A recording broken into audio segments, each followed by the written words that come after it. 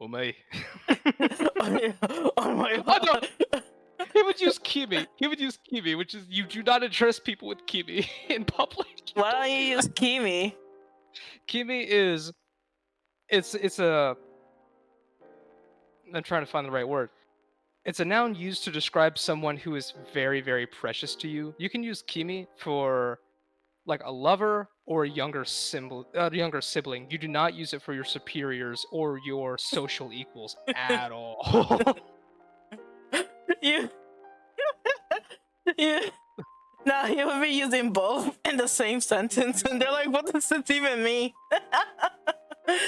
No, but it's like, He would. oh my god, Layla. Given though omae no not to know. It's like your. Given though omae no not to know. Toire wa doko desu ka? Where's your toilet? Oh my goodness. Oh, I'm guessing. Is Ty your favorite character? Because you Is apply Tai for my favorite silver. character? Yeah, because you apply for silver.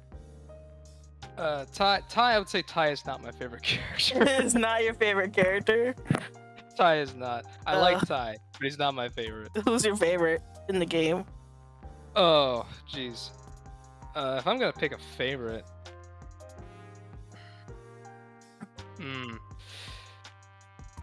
see, Damien's great, Ethan's great. I love Tanner. Let's see. I really like the entire cast for different reasons. Separate reasons. If I'm going to pick one that is my favorite, I would say Tanner because of his unique role in being a supporting character through every story and never the central focus, which is a role that not many characters can do well, but I think he's written very well for it. I literally asked you what's your favorite character. It's not Tanner. What's my favorite You character? said Tai. You asked me if Tai was my favorite character. I was like, no, Tai. Tai's not my favorite character. Oh my bad. I was just like, I kept asking, it's like, you're saying Tai, right? Tai? Yeah, Tai? That guy? I was like, did I not ask you? It's a character you voice your favorite character. I definitely spent the most time with Tanner, and for that reason, I think Tanner is that's partly the reason why Tanner is my favorite, as well as the very unique role that he affords. But to delve deep into it, I really actually do like Ethan because I identify a lot with Ethan now as an adult, whereas I identified more with Tanner as a high school, young college-age kid. With the whole bro talk, like, yo, bro, how's it go, bro? I actually was that kid in high school. Yeah, that is so funny. Hey, bruh. Because a lot of the girls did not understand their talk. And I guess it's because I hung out with guys. I'm like, that's literally how they talk when that is how upper high school and lower college kids talk. How men talk to boys. How boys talk to each other. Yeah, I was like, that is literally how they talk to each other. I was like, and if they're like, if there was more of them talking to, you would have had so much of that bro moment. It's like, bro, what's even up? Like, bro, that's not even funny, bro. Like, bro, like, and they're like, well, why they talk like that? I was just like, that is literally how guys talk. I'm like, how they talk. Especially in college, like. It was just so funny because they're like, why is all the other guys sound like, you know, young adults, and then you have these two college boys sounding like little kids? I'm like, they haven't hit that maturity phase yet. Yeah, they get that like then. Because like they are like mature in the sense like they could do their academics and stuff, but they still like act like they want to have fun and whatnot. So it was just so funny that like the girls couldn't grasp it when they were playing it. They're like, huh? So why did sucks? Wait, what? Yeah. The target demographic being, I believe, women, as this was originally submitted for a Tome Gem. Yeah. It's kind of sad. You can kind of tell what kind of people other people grew up with based on what they do and don't understand about cultural speak or just how people interact with each other, because they clearly haven't interacted with a lot of high school boys or had close high school boyfriends, because high school boys will act a certain way if they don't know you and act a very different way if they are familiar with you. Yeah, I guess like because you actually play this game a lot. And you know this is targeted towards women, but you said you really enjoyed this game. Why did you enjoy this game even though it was targeted towards women? So, I don't play a lot of visual novels, but in playing this one, I enjoyed this one a lot because I was actually able to observe the production of it and see it built from, not from the ground up, because I came on a little bit after things had been kicked off because I was brought on to do voice roles. But I got to see a lot of development in this. They say don't look at how the sausage is made, but I actually like that. Like, they say don't look at how certain special effects are pulled off or how games are made because it ruins the magic of it. I love that because there's a certain depth of appreciation you gain for it when you learn what kind of love and effort went behind something so simple. So in seeing this game be developed, I got to see a lot of rough drafts, old artwork, old pitched ideas, and how they evolved into what we see in the game. And in knowing that, it enriched my appreciation for what the final product turned out to be. And seeing that from a whole different light, I got to enjoy this a lot more. Had I come into this blind, like I was just a consumer who had no involvement with the project, I would view this game very differently, I think. I guess I can see your point, but since you do know more of the development aspect and you played the game, do you think like when you play the game it's more like a funny or it's more like a realistic approach and that's why you're able to enjoy it? Could you expand upon that? I don't think I understood your question. Like, is this a game you think you could play on repeat, not just because you could hear your voice, but it's because it's like relatable? Like, you know how you're saying like the boys are like, they really act like they're boys, like they're college students, like, and so like you're like, understand them. So like, do you feel like every character gives you that sense of reality compared to like other type of visual novels or games in this genre? So that is a thing that a lot of graphic novels do, is that their dialogue doesn't feel organic. It feels very staged and it comes across as ingenuine because they're trying to make it flow a certain way. But the conversations in Arya's Choice do feel like natural conversations you would hear on a college campus for the most part. But this game is serious when it needs to be serious and silly when it needs to be silly. And it doesn't let them overlap at inappropriate times. I love it for that. Like, am I allowed to talk about certain events from the Oh game? yeah, yeah. This is, you could do spoilers or whatever since this is like Okay. after. So Ty's route, when you pick the something else option and Layla throws Tanner into Ty, that's when it switches from serious to silly, but not at an inappropriate way. So, or when Damien is relaying his backstory to the lore to Arya, there's a very serious undertone there that I feel like a lot of people can identify with. Same for Arya's trauma with her past love, Tanner and Ty's very life or death situation is, I'm sure, relatable to some people, not all, but that's at least something unique to them that none of the other members of the cast have. Or Michelangelo's deep passion for art. That's very relatable. For me, Ethan is very relatable because I went to college for engineering and computer technology, so I understand a lot of his lingo and a lot of his thought processes, even if they are made very basic to understand. When Layla is talking in binary a little bit, I actually understood some of that, and that was fun. But every character has something that relates to somebody. Everyone can find something here, and some people can find some comfort in that. Like Silver, for me, I related a lot with Silver's backstory. in such that my situation was very similar to his, and I took comfort in knowing that I'm not alone in feeling the things that I feel regarding that. So I got a lot of Silver's route, which I really didn't expect to get. I was just doing his route for the completion's sake. Oh my god, I didn't really expect people to like the Silver route or the Michelangelo route, to be honest, because those had the least amount of time to develop.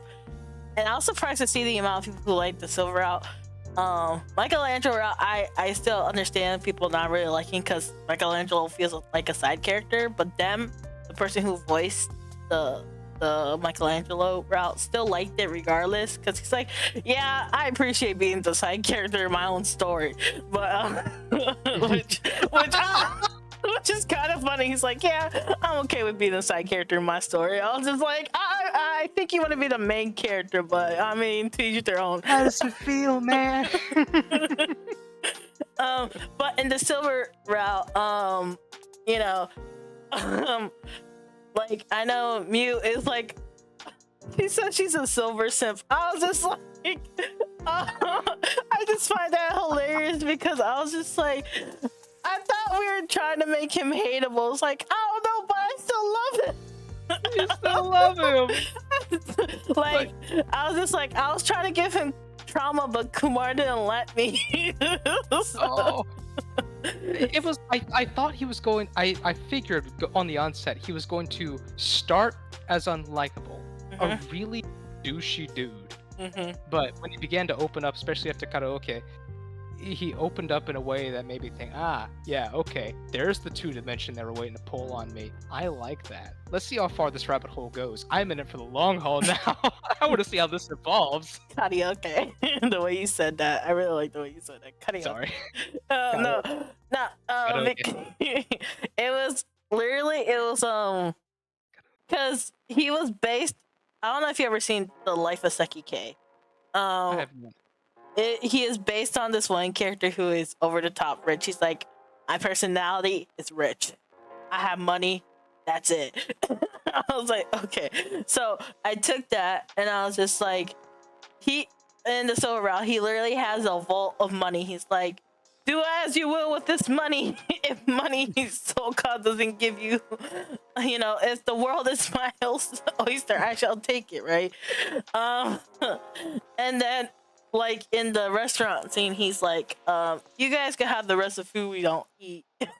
like, you know, he just does stuff, but it's like, at the same time, is it really like he's doing a negative or a positive? So, it's just like, I don't know, it's like, is he really selfish, or is he just like, it's you like, can do what's the good things for the wrong reasons, though. Exactly. You can do a good deed with selfish intentions, absolutely. Yeah, and I think that's why people were so interested in his character. Because it's kind of ambiguous until you know more about him. Yeah, so I think it's also with the Ethan route, he's also developed even more, especially when you hear him and Ethan's backstory, which is insane. I don't know if you remember the backstory, but when Ethan explains it, I'm like, Silver, you're kind of extra for that. Like, like, I was just like, this is kind of crazy. But like, y'all do you. I guess boys are built a little different. Like, do you remember their backstory at all? Gosh, I haven't played Ethan's route in a good while. I've forgotten a lot of the details, sadly. Okay, essentially, Silver let Ethan get bullied so that Ethan learned to stand up for himself. Yeah, that's right. I remember now. I remember now. You're so extra for that. I was like, what the third? And then they became best friends. I was like, what the third? That had me cracking up. Like, I'm like, am I supposed to root for them or what? Because, like, I'm Arya in that situation, but I'm also cracking up. I'm like, what? I'm like, you're here laughing. It's just like, yeah, this is what boys do. This is what boys do. For the boys and for men. Like, that's what no pain, no gain, bro. Which is so funny because since I grew up in like a dynamic where I had well, I grew up with a brother for one, so like I always knew more of the tough love than like the more relaxed type of mindset. So like I gave Arya the reaction of like how, you know, other girls would probably react, but like I understood the more nuances to certain type of situations. So like with the whole Ethan and Silver dynamic, it's kind of like how let the boys fight it out. Like sometimes the boys just fight it out and then they forgive each other the next day. It's just like, you know, they just gotta let the fight out of them. Let the fight out and they're bros the next minute. Yeah, you're like, oh yeah, we'll be friends the next day. It's like, oh yeah, we're all good. The best friendships start through adversity, for sure.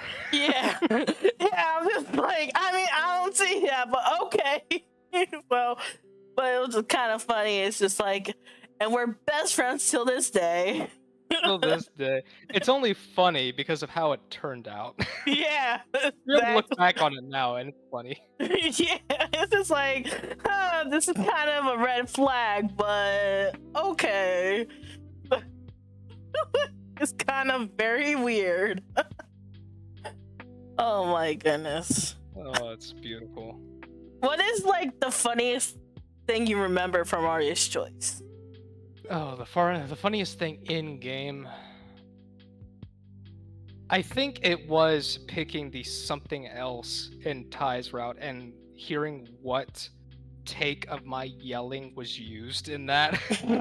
Because I gave way too many takes of a yell that I would do when Tanner gets thrown into Ty. And I was like, wait a minute, use that one? That was the warm-up take, hold on. Like, no! But it was good. That gave me a really good laugh. The funniest parts about it is hearing which of my takes get used in-game. From a production standpoint, it's like, oh, they use that one? Okay. And someone's like, ah, yeah, that was my favorite one! But from the game standpoint, outside of production, funniest moment. Maybe the chef in Damien's route, because my goodness. It's just, that's not at all what I expected to hear when the chef. Nah, because I was right there with the programmer Kumar, and he like he wants to do the shrimp catch. He wants to do the shrimp catch. I'm like, what the term? He's like, and he's just chuckling. He keeps repeating it. I'm like, can you stop repeating? I'm like, can you stop repeating it? I just keep hearing he wants to do the shrimp catch, and he keeps trying to find the best point, and he keeps chuckling. I'm like, can you stop it? Like, because the thing is, he kept repeating it over and over again. I was like, stop! I was so frustrated because we kept doing stuff hours at end towards the later part of releasing the game. Yeah.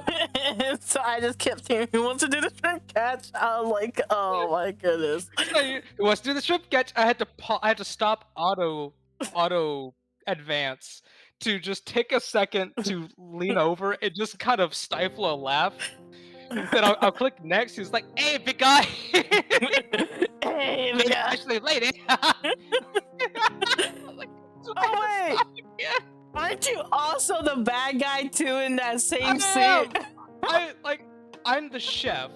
Then I heard my voice sped up for the chef and thought, that's freaking funny. Then I heard myself normally as the hibachi gunman. I love this scene so much because it's so dumb. It's like, do I laugh at this or do I take this seriously? Then he pulls out the gun. Oh, I take this seriously. Like, who wants to do? Pull out the gun.